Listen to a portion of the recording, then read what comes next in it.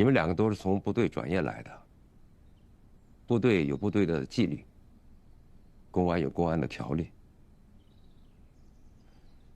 调查报告中说，你们两个人一前一后的开枪，第一枪打中了王江顺的左胳膊大臂上，第二枪打在了王江顺的身后的汽油桶上，发生了剧烈的爆炸。这件事情中呢，打第二枪的要负全责。台柱，那局里的处罚意见下来了吗？第二枪是你打的，局里会低调地处理这件事情，但是有一个条件，你必须离的。不是，台柱，你能再给我一次机会吗？我大哥身体不好，我们全家都靠我一个人养着，我不能没有这份工作呀。那枪是我打的。东家，你别忘了这里是公安处，你们两个人的射击站位和弹道痕迹，那不一目了然吗？你也想离队吗？别跟我在这扯淡，玩什么流氓假仗义！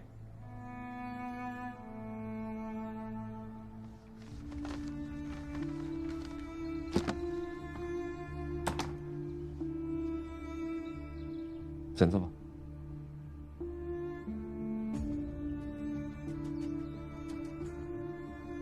小陆，小胡，别叫了，哎，你怎么一个人跟这儿呢？他们人呢？他来让我支出去办事儿了。来，喝杯茶吧。行。哎呀，找他们有事儿啊？哦，你那药不是吃完了吗？我也抽不开身，总得找个跑腿的吧？哦，这说起来啊，还是你关心我呀。那是。哎，你还别说，这药吃完了之后，确实有变化。什么变化？身上呢，舒坦多了，可这心里吧，还是有点别扭。怎么了？又有事儿？麻烦吗？阴差阳错，倒也算个好事儿。啥意思？听不明白。好事坏事都是小事。明天见面，是现在的大事儿。咱们兵分两路，你和平头去见祁连山。记住，这祁连山是我下一步计划的关键。要是成了，啊，你回医馆。说好了啊。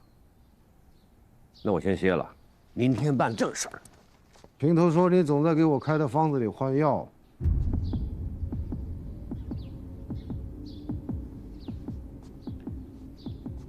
得换呀，都是微调，你放心吃好了。把方子给我。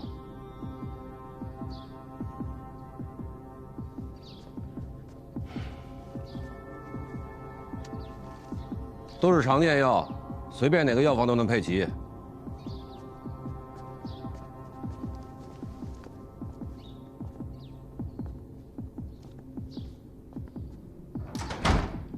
老板，这方子还送吗？事关重大，从现在开始，任何人不许离开这儿，一直到明天出门。明白。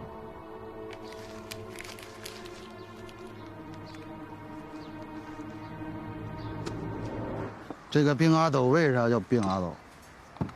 这小子是变态。他说跟我结完粮之后是混不下去了嘛，跑西北去了，整把撸子，还没有一把喷子，完了回来就奔了一玩主大哥，叫谭老大，你们应该没听说过，是南边那谭家管。要你是兵阿斗，你跟人家谭老大你就好好混，他不得他给大嫂睡。人大哥不干了嘛，就要干他，就这么的，三马虎过来给他救了，要不咋说三马虎是他野爹呢？说这白头发图啥？就兵阿斗那样子，为了爱情？爱情？拉倒吧，爱啥情？我听说啊，那个祁连山把谭老大干了，就跟这娘们儿有关系。啊，怎么回事呢？这娘们儿有个老叔，啊，都叫老白，原来就是跟这个谭老大屁后混，左膀右臂。后来不因为啥就闹翻了，再就没回来。白桃花在关键时候哄了谭老大一刀，完了又跟了祁连山，现在又跟三马虎，你说这爱情？哎呀，一个不讲规矩的变态，一个背后插刀子的狠角儿，他们俩倒挺配的啊。哎，这个三马虎做事一向谨慎，不是他的风格呀。我说我最佩服就三马虎这个，他就觉得全天底下就他自己最牛逼，那别人扮猪吃虎，他真就把人当成猪了，就这么个玩意儿。哎，你喝，哎。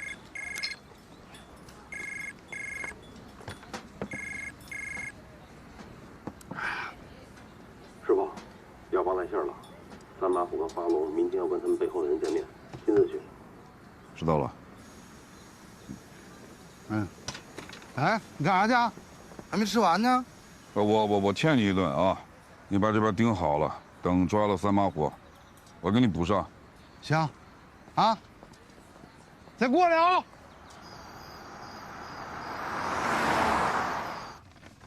花龙，真名高云龙，中专学历，父母曾是纺织二厂的员工，但很早便离世了。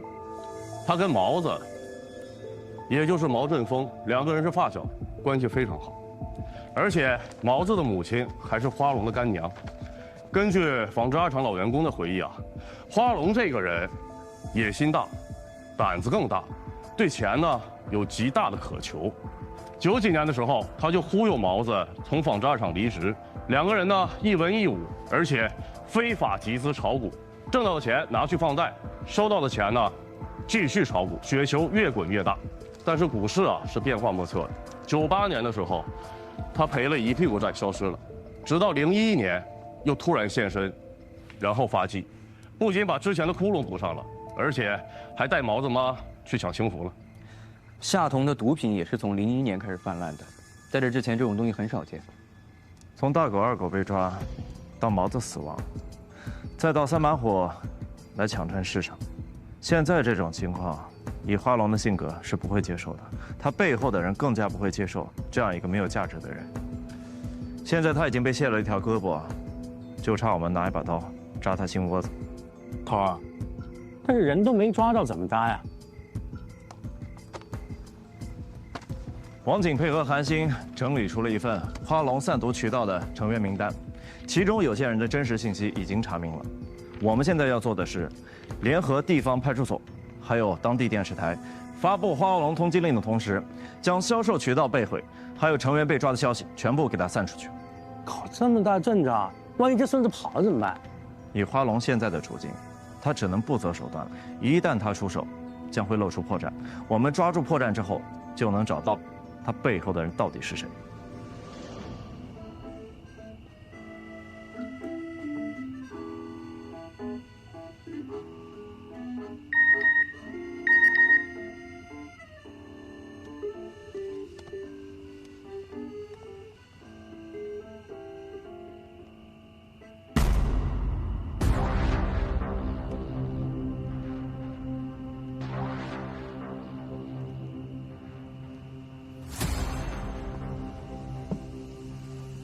喂，你们作息太不精细啦！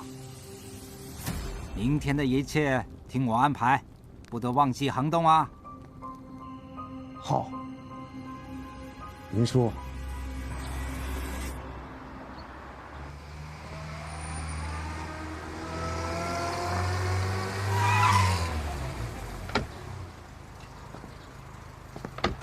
师傅，让你干个事儿，怎么整的这么埋汰？这不赖我，我拿到的时候就这样。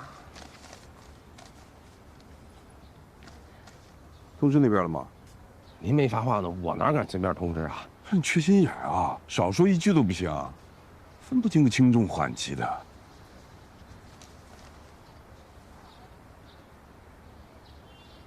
通知弟兄们，随时准备出发。是。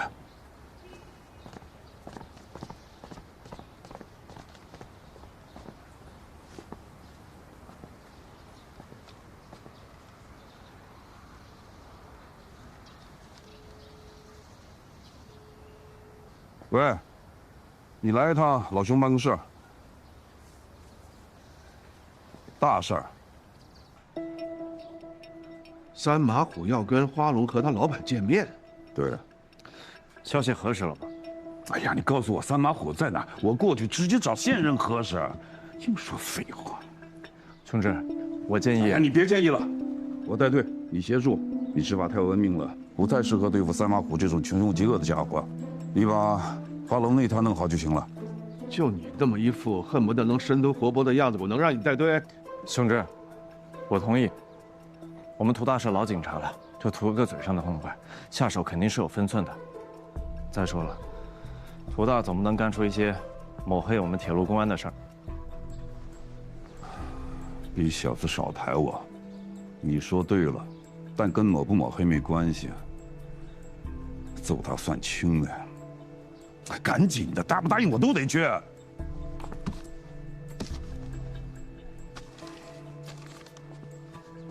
就一个要求啊，安全回来。是。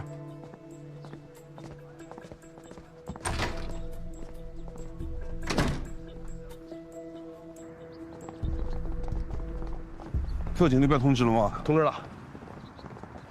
快，上车，准备出发。涂大。投弹一，不用，出发！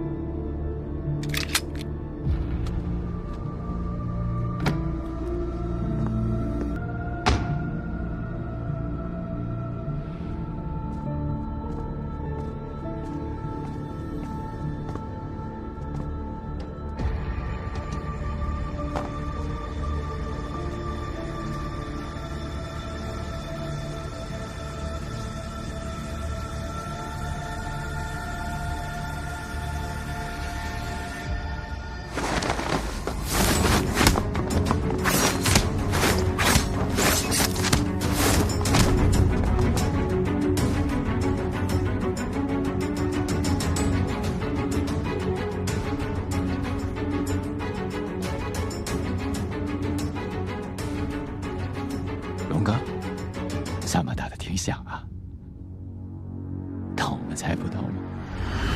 这么说，不是西郊仓库，花龙这是狗急跳墙了，给他脸了。老板，明天怎么安排？他现在已经是弃子了，不怕贼偷，就怕贼惦记。这个祸害，一刻都不能留。那我就先干死你！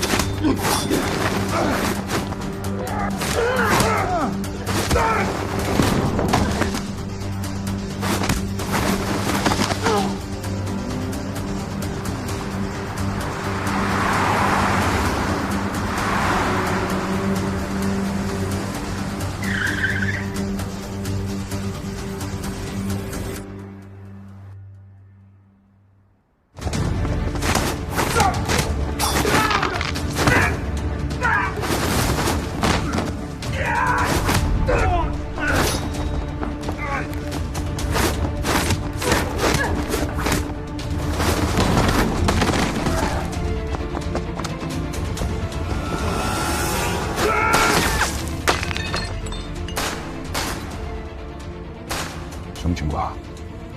他们不会把三老虎弄死吧？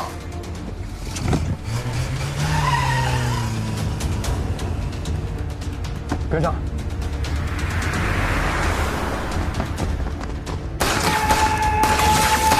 一组跟路，支援土大。二组，张晨单独守着后门。所有人注意了，对方手里有枪，必要的情况下可以直接击毙。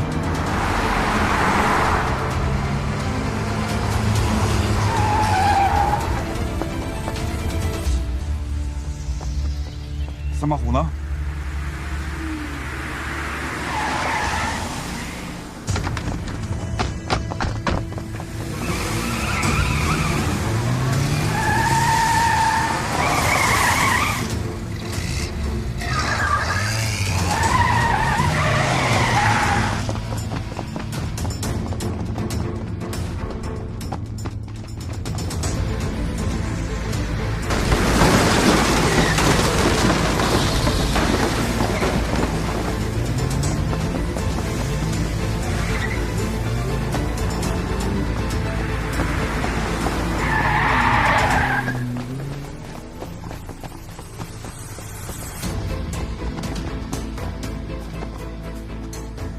进不来，跟着跑，跟着跑，走啊！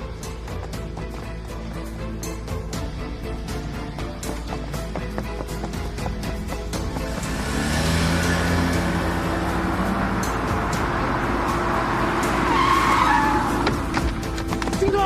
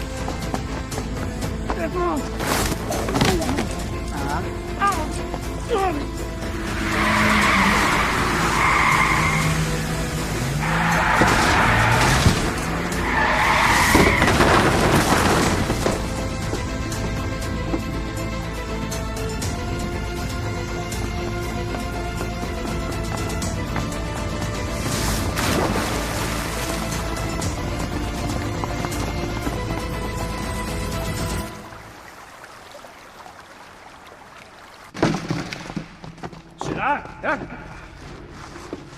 老实点，看着，走，走。是的。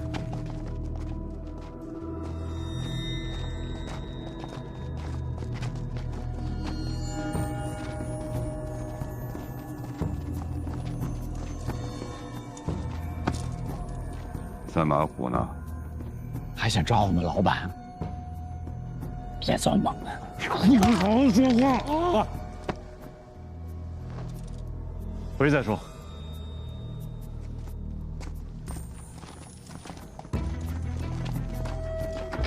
让我干死你！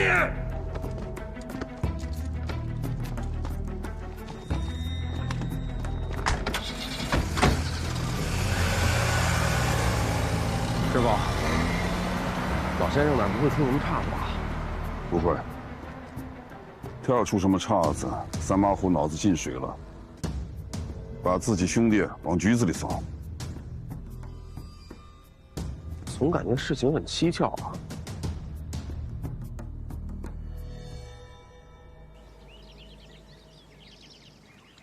小孙啊，节气要不是我请府爷帮你清理了门户，你呀就被你手底下的人耍得团团转哦。江先生，对不住啊，是我没处理好。虎爷，感谢。哎呀，客气什么？华龙与我见面这事儿啊，连你都不知道。江先生运筹帷幄，才避免了咱们之间的内耗啊。我说实话，就算我不出手，江先生一样可以全部摆平。我说过，我允许你们犯错，但是改正是要付出代价的嘛。听说府爷为了跟咱们合作，联系了关外的一个大买家，节气为了感谢府爷替你出手，以后你每批货拿出3成交给府爷，如何啊？好，那就3成。江先生，关外的买家胃口大呀，我怕3成喂不饱。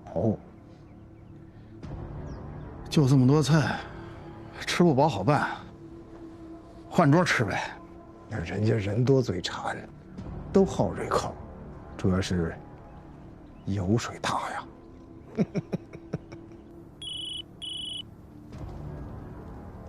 喂，你说，我啊，继续盯住，府爷啊。我本以为李丽团队是铁板一块，没想到也是四处漏风啊！你的人不仅没有做掉发龙，反而跟发龙一起接到了警察的手里。什么时候的事儿？既然上了这条船，就得按照规矩来。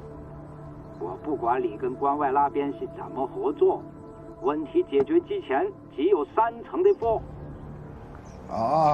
我知道了。小孙呐，你的人也接进去了，我不管你用什么办法让他闭嘴。还有啊，本地的市场已经被警察捣毁了，想办法恢复啊！做不到，我就交给别人去做。2位，机会只有一次啊！如果我判定你们双方有翻船的可能性，我都会及时止损。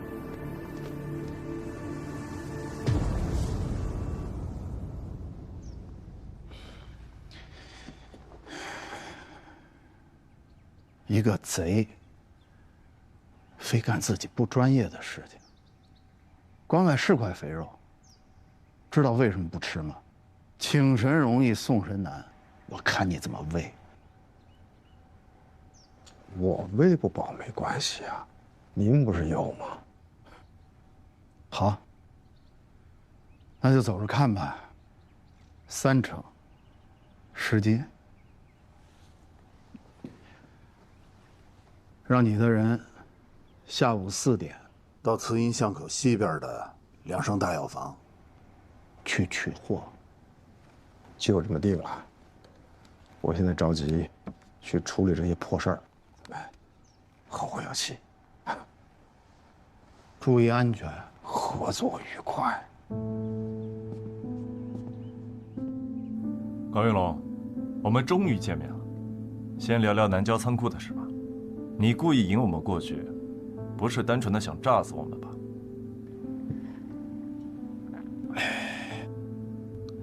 不说是吧？那我们再聊点别的。毛子是怎么死的？哎，我听说啊，毛子的妈是你干妈，是吧？别耽误时间了，我什么也不知道，什么也不会说。你一心求死，这个我能理解。你干了那么多事儿，随便拎出来一件都够枪毙的。但是我要是你的话，我得憋屈死。一心想弄死三马虎，却被人涮了。从郑小山到高四，你确实没有干一些人事儿。但是你在逃跑的时候，却想着能把干妈带走，还是有点人性的。你今天整这一出，是想给自己拼个活路吧？也是想给毛子报仇。但是以现在这种情况，弄得人尽皆知，你觉得那个老太太还能活吗？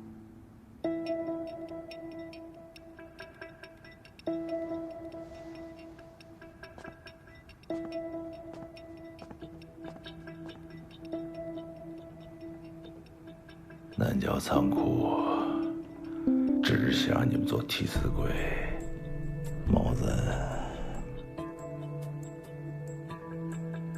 是我杀的。支持我的人叫孙哥，整个下桶的货也全都是他在管理。地址。这药方送来的时候就这样。对，我还纳闷呢，他之前写的药方和他进去之后传出来的药方都是干净规整的，怎么这次弄得跟从垃圾堆里翻出来一样？不过这字迹和暗语确实是我师傅写的。送药方的，还是那俩或其中的一个？不是，是个中年人，我从来没见过。什么时候送来的？大约是昨天晚上的9点20左右吧。那会儿我正准备关门，我师傅之前说过，晚上阴气重，9点以后不接客。这药方确实是你师傅写的，但不是你师傅让人送的。啊？那里面有你们的人啊？小道，哎，找人装个摄像头，弄得隐秘一点。如果再有可疑的人来送药方，第一时间打电话给我。好。把摄像头的钱给报了。这个。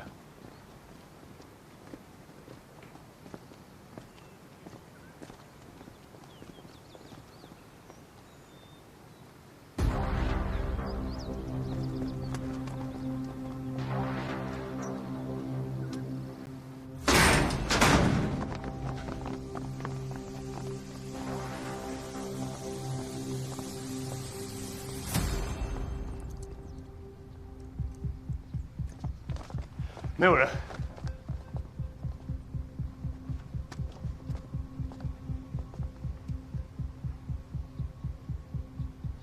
没走多久，大白天的想要把人绑走，不被人发现肯定得开车。南乙，你去东边走访，特别注意这2个小时出现的可疑车辆。高斌，你去西边。韩信，你去最近的交管部门，请他们协助调查。所有人，务必不要漏到任何细节，必须把人给我找到。是。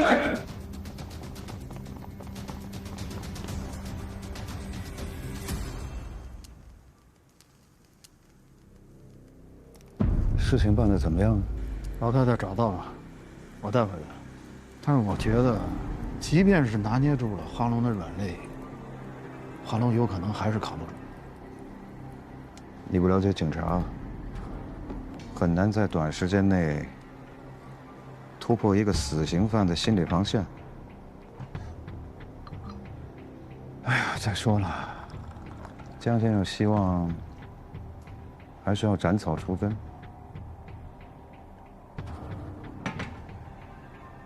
他要是在外边好办，可现在的情况，他杀人不一定得用刀啊。找人给他带个话，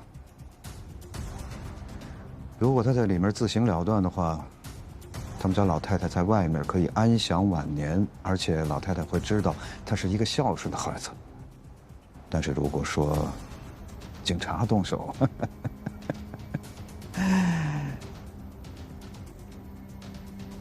他们家老太太一定会死在他前面，而且在老太太死之前会知道他的儿子究竟是一个什么样的货色，细节很丰富的那种。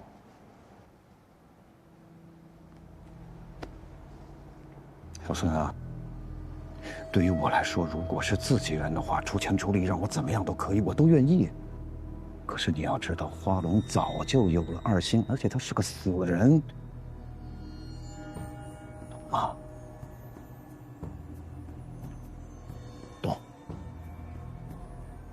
那我找个合适的人进去传话。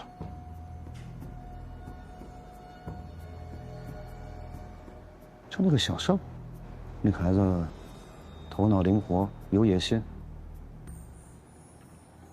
关键在于，那个小孩的软肋可比花龙多多了，好难免嘛。行，听您的。对了，韩总。咱们的货真的要分给3把火？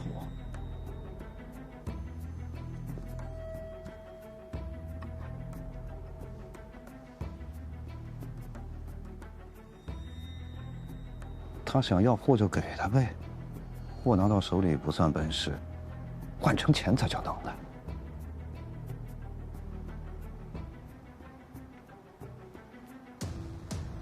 正好，他自顾不暇。我们可以有一个操作的空间。您吩咐我去办。这样，找咱们关外的朋友打听一下，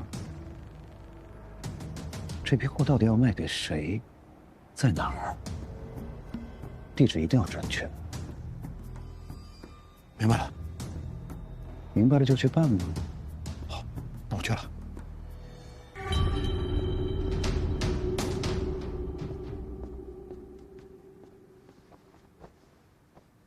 我不管你是怎么从警察手里脱身的，你出现在这儿，这本身就是个大问题。你怎么确定警察不会在你的身后咬着呢？老板，我是跳河脱身的，绕了好大一圈，身后绝对没有尾巴，您放心。上次的教训之后，今天的计划从策划到实施，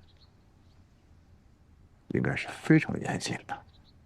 知道这事的就4个人，能够把消息传出去的，只有你和阿斗。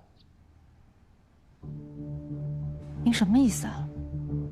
我死里逃生弄成这个样子，还有阿斗，阿斗是跟警察拼了命才让我逃出来的，他现在人是死是活我都不知道。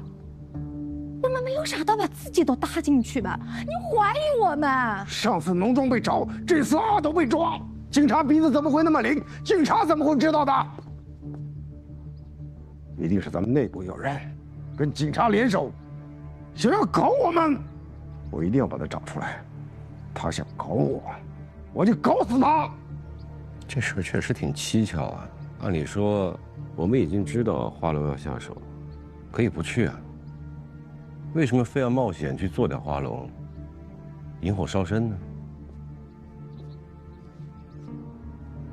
江先生要求的，算是我们的投名状。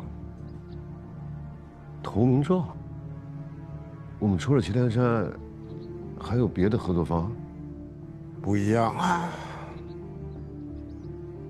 在这个行当里，祁连山可以有很多个，但是江先生就这么一个。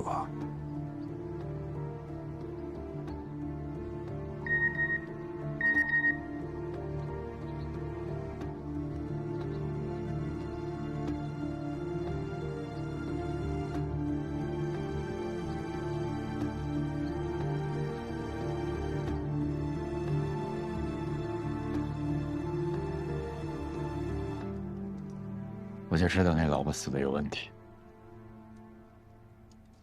从见到她的第一天我就知道。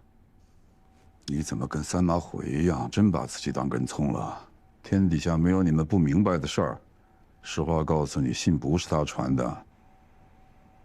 就那么几个人，不是他，难不成是我呀？你笑什么？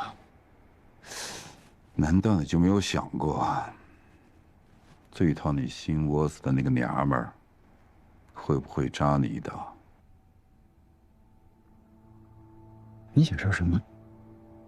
刚刚提溜你进来的时候，专门带你转了一圈。那么多的人，你看到他的影子了吗？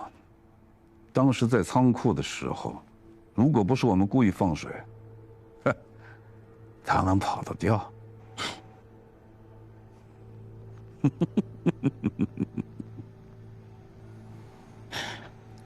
东江，你听听你说的话，你觉得我会相信吗？如果你觉得我在编故事，那你当故事听啊。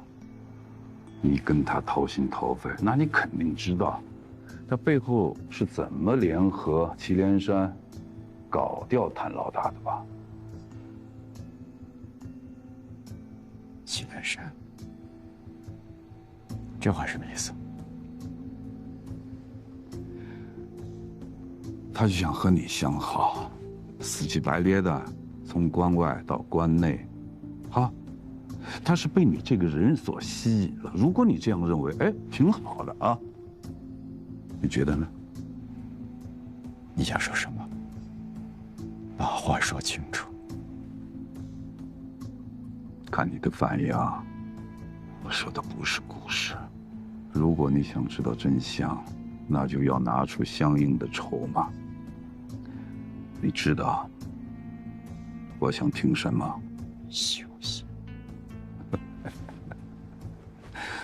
不慌，慢慢来。人家桃花在外面快活呢，你就在这儿当冤种吧。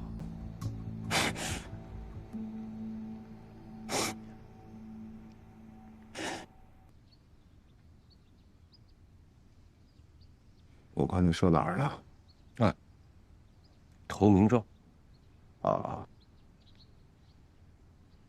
老哥哥刚才说的有道理，江先生真想跟我们合作，他一石二鸟的计划是可以理解的。一方面可以封花荣的口，另外也让我们纳了投名状。怕就怕他还有别的意思，把我们当成了跟别人合作的筹码。这么说啊，警察出现也说得通了。老板，如果我们的人没有问题，那有问题的只能是江先生了。得防啊，对吧？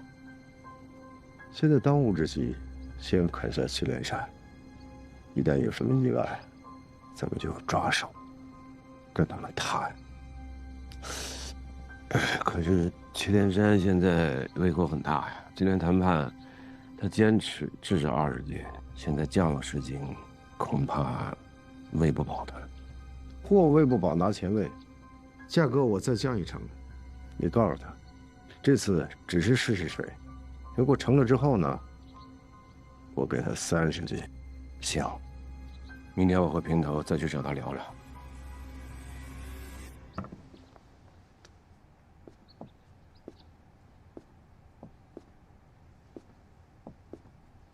花儿啊，先别着急，好好养伤。阿斗那边，我会派人想办法。最近有个事儿，我得验证一下。在我没给你信儿之前，你先别出门啊。